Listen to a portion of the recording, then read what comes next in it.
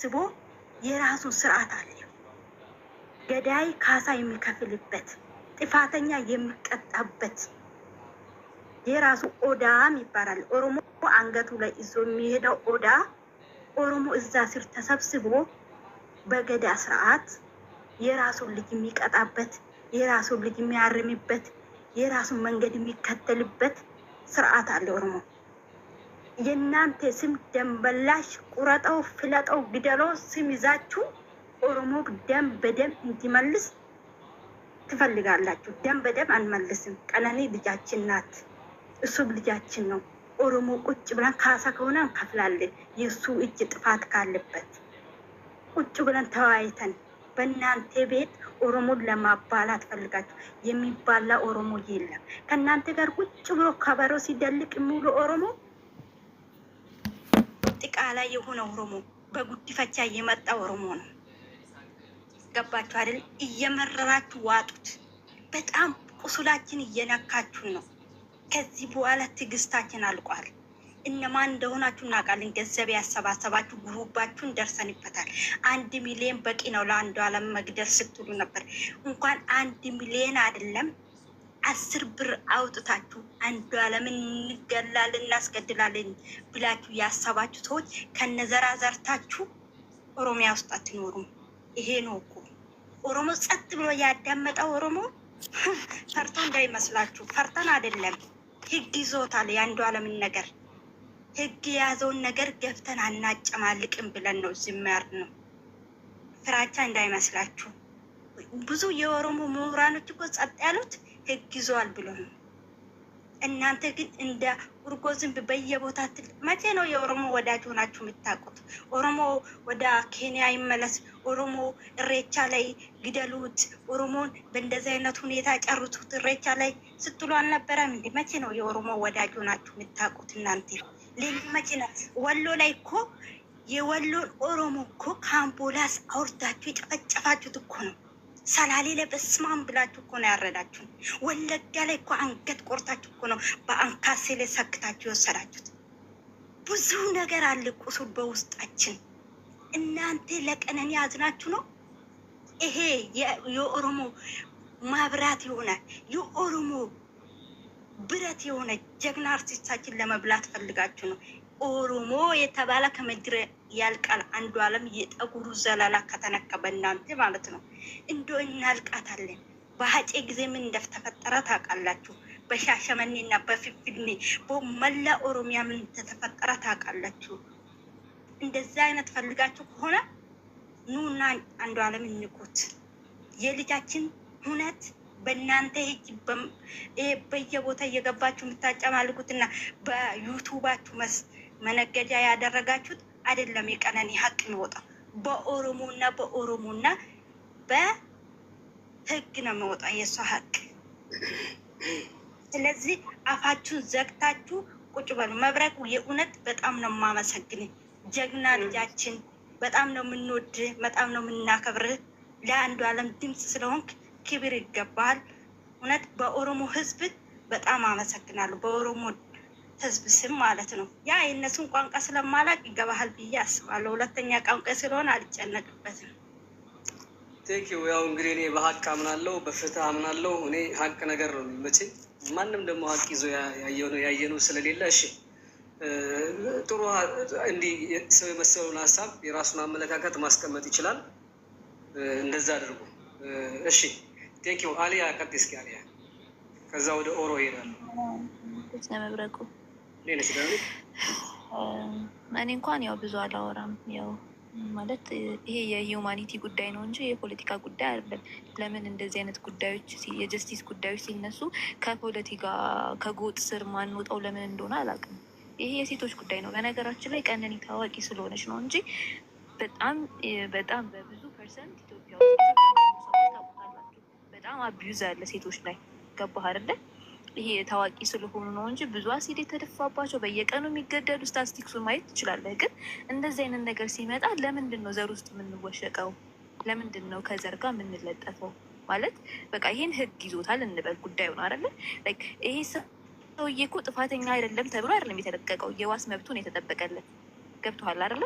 ሶ ይሄንን ለህግ አካላት ትተን ይሄ ከዘር ጋር ከፖለቲካ ጋር የሚገናኝ አይደለም። በነገራችን ላይ የወለዳችሁ ሰዎች ምን ያህል ፔንፉል እንደሆነ ታውቁታላችሁ። እንኳን ልጃችሁ እንኳን መገደል አይደለም ሲያመው ምን ያህል እንደሚያመን እኛ እናውቃለን። እና መብረቁ እኔ ለአንተ ምልህ የምችለው ከዚህ አጀንዳ ውጣ፣ አይመለከትም። በቃ ራስህን አግልል እና የራስህን ስራ በቃ ገባህ አይደለም? ይሄ ከፖለቲካ ጋር የሚገናኝ ነገር አይደለም። በቃ የጀስቲስ ጉዳይ ነው። ህግ ይዞታል፣ አለቀ። ህግ እንደፈለገ ያድርገው። የኔ ሀሳብ ይሄ ነው መብረቁ እንጂ ምንም አይነት ከፖለቲካ ጋር የሚያያዝ ነገር የለውም። ይሄም ሆነ የሄቨን ጉዳይ በሄቨን ጉዳይ እንግዲህ አማራ አክቲቪስቶች ምን ሲሉ እንደነበር ታውቃለህ። ይሄም ከዛ አይለይም። ባይዘዌ አት ኢንድ ኦፍ ዘ ዴይ ግን መንግስት ያደረገውን አይታችኋል። አሁን ድረስ ያለውን ነገር ምን ያህል ቢጮህም መንግስት የመሰለውን ነገር ነው ሊፈርድ የሚችለው።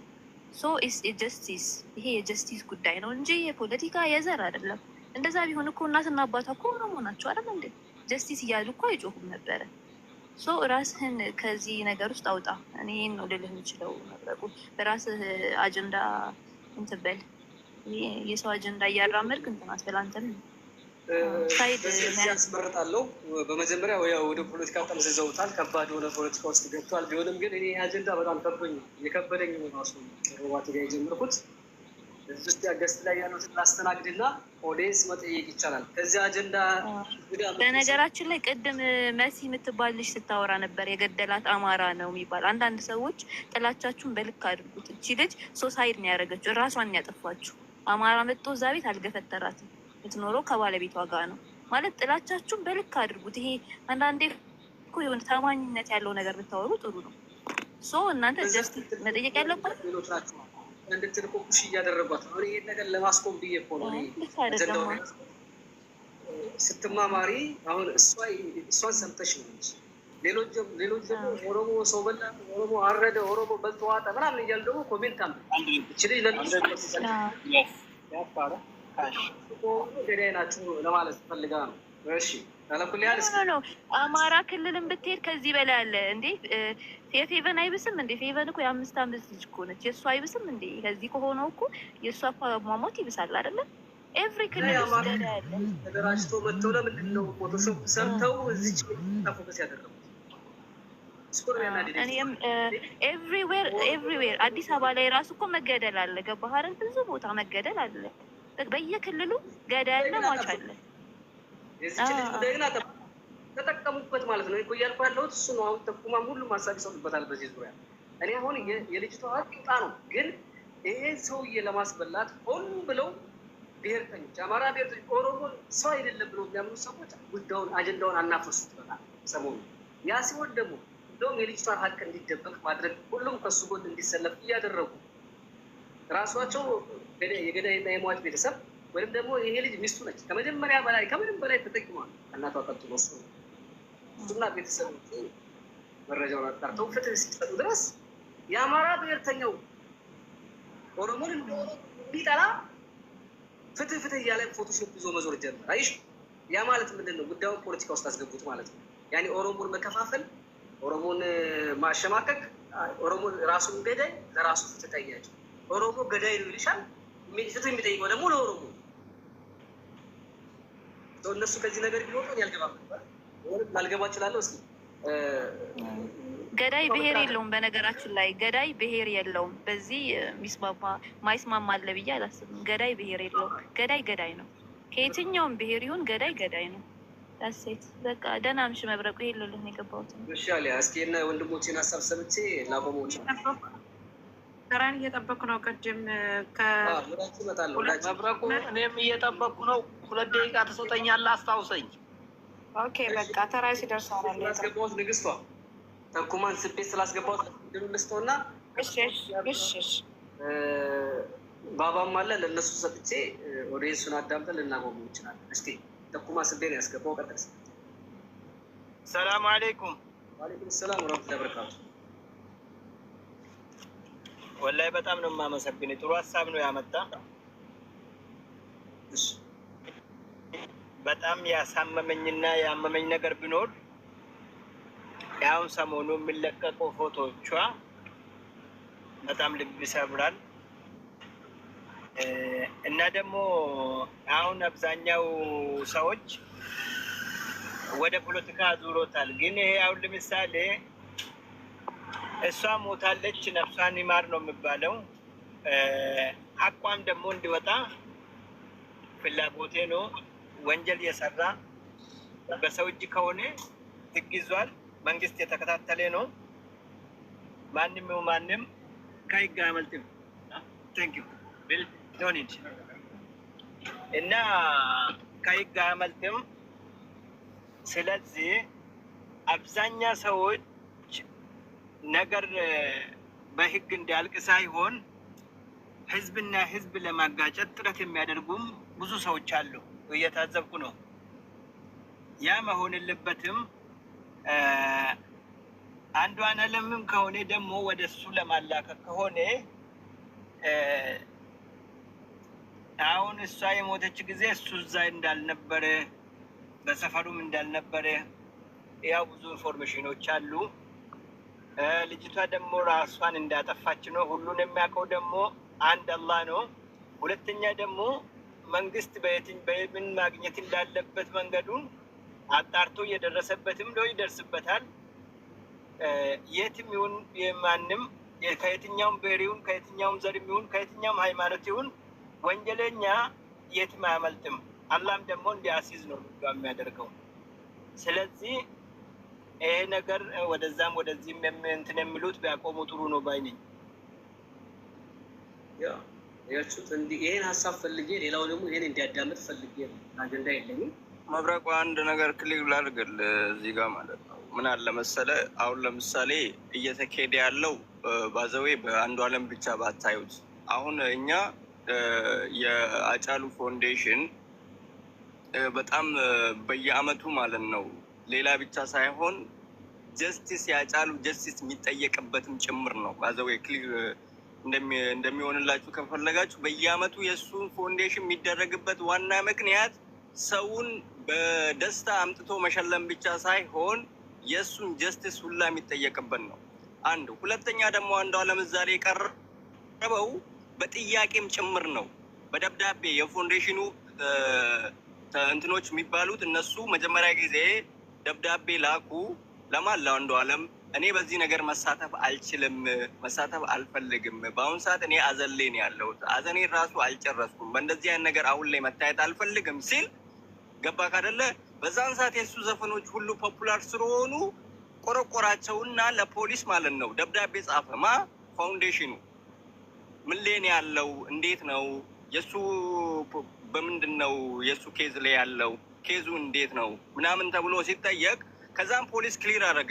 በአሁን ሰዓት እሱ የተለቀቀበት ተፈቅዶለት የተለቀቀበት ዋና ምክንያት ክስ ስላልቀረበበት እስካሁን ድረስ ተጨባጭ እሱ ገዳይ መሆኑን ተጨባጭ ምናምን ስላጣንበት ለዛ ነው ፍርድ ቤቱ እሱም በዋስ የለቀቀው። በዋስ ስር ነው ያለው አሁን ላይ። እሱ በምንም ክስ ላይ አይደለም ያለው፣ ግን ደግሞ የእሱ ኬዝ እየተጣራ ነው ተብሎ ተላከላቸው። ንጹህ እንደሆነ በደብዳቤ ለማን ይመለሳል? ለፋውንዴሽኑ። ፋውንዴሽኑ ለዛ ነው እጩ አድርጎ ያቀረበው። አሁን እነዚህ ሰዎች ለምንድን ነው ፋውንዴሽኑ ላይ ከቀረበ በኋላ ይሄ ነገር ተነሳ የምትለው ከሆነ መብረቋ ምን አለ መሰለ፣ አንደኛ ይሄ ልጅ ማለት ነው እውነትም እሱ ካልገደለ ከአሁን በኋላ ምክንያቱም የቱ ጋር መሰለ የሚያመጣ ይሄ ነገር እች ልጅ ከመሞቷ በፊት አንዷለም ማታ ከስራ ሲገባ የግድያ ሙከራ ተደርጎበታል። ገባክ አይደለ? ከሳምንት በፊት ልጅቷ ከመሞቷ በሳምንት በፊት የግድያ ሙከራ ተደርጎበት በመኪናው በጥይት ተመትቶ ከመኪና አምልጦ አላህ አውጥቶታል። ገባክ? አሁን እነዛ ሰዎችም በዚህ ጉዳይ ላይ እጃቸው አለበት። ምክንያቱም እሱን ማጥፋት የሚፈልጉ ሰዎች በዛን ሰዓት እሱን ማጥፋት የሚፈልጉ ሰዎች በዚህ ተንተርሶ እሱን ከምድረ ገጽ ማጥፋትም ይፈልጋሉ። እነሱም እጅ አለባቸው። አሁንም ገባ መብረቋ። አሁን እኛ እያልን ያለነው እኮ የልጅቷ ጀስትስ አይደረግ፣ ልጅቷ ጀስትስ አታግኝ አይደለም። ግን ደግሞ ማለት ነው እነዚህ ሰዎች እንደዚህ አይነት ፎቶ የሚኖራቸው ከሆነ ህግ በሚፈልግበት ሰዓት ያልሰጡት ዛሬ ላይ እሱን ከሁሉም ህብረተሰቡ ውስጥ ወጥቷል። ህብረተሰቡ ካሁን በኋላ ተሰሚነት የለውም ለሱ ምናምን ተብሎ ታምኖ ሊሆን ይችላል። አሁን ላይ ግን እሱ ተመራጭ መሆኑ ከፍ የሚልበትን ነገር ደግሞ ሲያገኙ እሱን እንደገና ወደ ታች ለመመለስ ነው እንጂ ይሄ ነገር የመጣው ገባ መብረቋ እንጂ ይሄ ነገር የመጣው አሁን ደግሞ እኮ አንዱዓለም ብቻ ቢሆን ችግር የለውም። ፋውንዴሽኑ ራሱ እኮ አሁን ጥያቄ ላይ ገብቷል። ባለፈው ዕለት ሰምተህ ከሆነ መብረቋ ቴዲ ቤት ገብተው የሚያወሩት ነገር ከዛም በኋላ ቴዲ ምንድን ነው ያለው? እንደውም የአጫሉ ፋውንዴሽን ተጠያቂ ነው። መጀመሪያ የአጫሉ ፋውንዴሽን ራሱ የማይፈልጉ ሰዎች አሁን ላይ በአጫሉ ፋውንዴሽንም ጥያቄ እያነሱ ነው ማለት ነው። ይሄ ነገር ሄዶ እኮ እናንተ እንደምትሉ ወደ ጀስቲስ ብቻ ሳይሆን ፖለቲካ ውስጥ ከገባ ቆይቷል። እች ልጅ ከሞተ ጊዜ ጀምሮ እኮ ማለት ነው ነበር እየተከራከር ነበር ገባ። ልጁንም ሰው ልከንበት መብረቋ ገባ እንዴት እንደሆነ ምንድን ነው በዛን ሰዓት የተከሰተው የሚለውን ነገር ራሱ አጣርተን በትንሽም ቢሆን ከዚህ ሚዲያ ላይ እሱን ነገር ለማጥፋት ሞክረን ነበር። ግን አሁን ላይ ማለት ነው ተደራጅተው ምን ተብሎ ገባ። አሁን ለምሳሌ በጣም የሚገርም ነገር ልጁ ያለው አሁንም ኢትዮጵያ ነው። ባለፈው የሆነች ልጅ ምን ብላ ትናገራለች? እዚህ ዲሲ ያለችው ቨርጂኒያ አሸሹት አሁን ዱባይ ነው ያለው። እኔ ትናንትና ራሱ አውርተን ነበር። እንዴት ነው ያለው ምንድን ነው ያለው ምናምን ተባብለን አውርተን ነበር። ግን ደግሞ ማለት ነው ኢትዮጵያ ነው ያለው ልጁ ዱባይ ሄዷል፣ ሸሽቷል። ለምንድን ነው የሚሸሸው? በዛ ላይ ደግሞ እኮ ዛሬ ላይ ያለበት ነገር እኮ ህግ እስካሁን ድረስ እኮ አንዱዓለም እኮ ነፃ ነው ተብሎ መዝገቡ ተዘግቶ ወደ መዝገብ ቤት አልተመለሰም፣ መውጣትም አይችልም። ግን ደግሞ ምንድን ነው የሰውነት ነፃ አውጪ ተብሎ ክስ ተመሰረተባቸው። ማን ላይ? ፖሊስ ላይ ገባ። 3 ወር ሙሉ አንድ ሰው ያለ ምንም ፍርዱ ሳይነበብ 3 ወር ነው የቆየው። ስለዚህ ሲባል ምንድን ነው ጠበቃው ነፃ በማውጣት ተብሎ እንትን ተባለ። ከዛም በኋላ ደግሞ ሲያዩት ነገርዮ ስለሚያሳምን በዋስ ለቀቁት። ዋስ መለቀቅ ማለት በነፃ ተለቀቀና መዝገቡ ተዘግቶ መዝገብ ቤት ተመለሰ ማለት አይደለም። ዛሬ ላይም ፍርድ ቤት ቀን አለው። በቀናት አሁንም ይቀርባል። ይህ ልጅ ውጭ ሆኖ ነው ራሱ ፍርድ ቤቱን የሚከታተለው እንጂ ነፃ የወጣበት ነገር የለም። ይህንንም በዚህ ነገር ታሳቢ አድርጉ። ግን ደግሞ አሁን ምንድነው ያመጡት መሰለ መብረቋ? እሷ ቱለማ ሆና እሱ አርሲ ሆኖ እሷን እንደገደለት አይነት ነገር። ይሄ ነገር አያዋጣም። ሰዎች ሁለቱም ኦሮሞዎች ናቸው። ሰው አይደለም ያገናኛቸው፣ እርስ በራስ ነው የተገናኙት። ማንም አገናኝቷቸው አይደለም የተገናኙት። ፍቅር ነው ያገናኛቸው። ተዋዶ ነው የተገናኙት። ስለዚህ እነዚህ ሰዎች ዘር ቆጥሮ እንደዚህ ሆኖ ሳይሆን የተገናኙት እርስ በራስ ነው የተገናኙት እንጂ ማንም እንትን ስለሆነ ሰው የሚገልበት ማንም እንትን ስለሆነ ሰው የሚያጠፋበት ነገር የለም። ግን ደግሞ ምንድነው አሁን እየተካሄደ ያለው? ይሄን ልጅን እቺ ከፍ ብላ የምትታያትን የሚታየውን ነገር እንዴት አድርገን እሱን ማጥፋት አለብን ላይ ነው እየተሰራ ያለው እላለሁ። ይሄ ነው ያለው ነገር መብረቋ። ቴንኪው ይሄ የመከፋፈል ነገር እንዳይፈጠር እና ኦሮሞዎች መጠቀቅ አለባቸው። ልክ አሁን መጨረሻ ላይ እንደጠቀሰው ከባነናችሁ መዝጋት አለባቸው። እሺ ኦሮ በጣም ቆይተዋል። ባባ አብዲ 3 ናቸው የቀሩ። ከዛ በኋላ ንግስቱ አጠብቅኝ ትንሽ አጀንዳው ኦሮ 430 ለአንተ ልስጥ። ከዛ ባባ፣ ከዛ አብዲ፣ ከዛ ራሚድ ቀጥያለሽ። አመሰግናለሁ መብረቁ።